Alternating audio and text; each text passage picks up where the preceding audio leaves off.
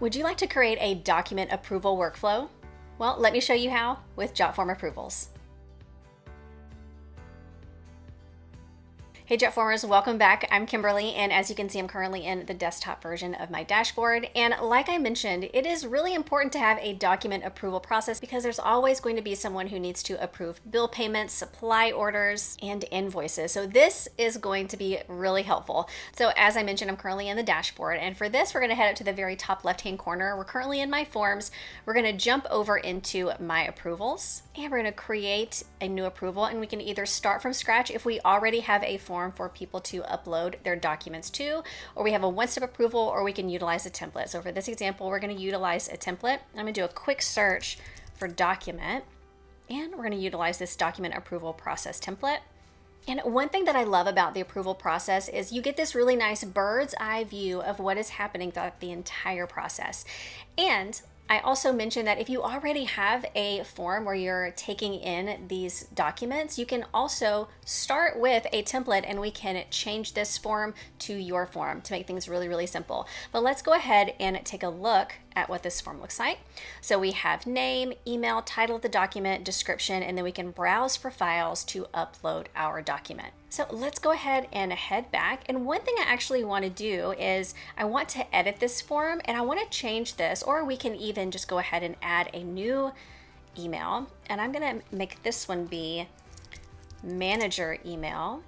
And of course, you always want to make sure that the ones you absolutely want required, make sure it is required. But let me show you what this is going to do, because in this second step, this is where once they have completed that form, they've uploaded that document, it's going to come to these manager, approve, and sign options. So if I click here and choose the settings, we can see that we have two different outcomes. We can approve or we can deny, and we can also require a signature right down here for either the approve and or the deny. But right down here, we have the signers. We can see because I'm the creator of this, I'm going to be one of the first ones on there. And then we have the general manager at example.com. But one thing that you can do is I'm going to go ahead and get rid of that one, and we can see that the manager email is an option. So it's going to pull from the answer that they give from within the form. So I'm going to go ahead and choose that it's going to come to me and to that manager's email. Now we can also have some completion rules. We can say that we are going to require a response from majority, from all, from one person, or from a certain number of people. So for this example, we can go ahead and leave this as required from just one person, either me or the manager email. And we can also edit the notification emails right down here as well. But if we come over here, we can see that once something is approved, we're going to require that signature as shown right over here, and then it's going to get an approval report. If it's denied, they're going to get a denial report, and the process is overall going to end. So let's go ahead and give this a test. I'm going to go ahead and go up here to publish. Let's open in a new tab, and we can fill this out, and we can go ahead and submit. Now, me being one of the approvers, I am going to get an email to let me know that someone has submitted a document and I need to approve it. But since we're already in Jotform, I'm actually going to jump back over to where we were in the builder.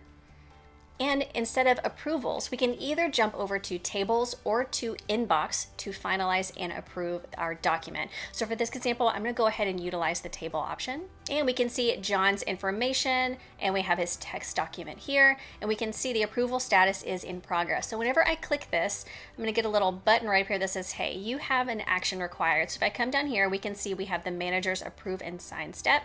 So I'm going to go ahead and approve, and we'll sign. And because we have it set up to where there's only one person out of the two people involved to complete that approval process, we can see that we are officially approved. So if I click here, we can come over here, we can see that it was sent for group approval.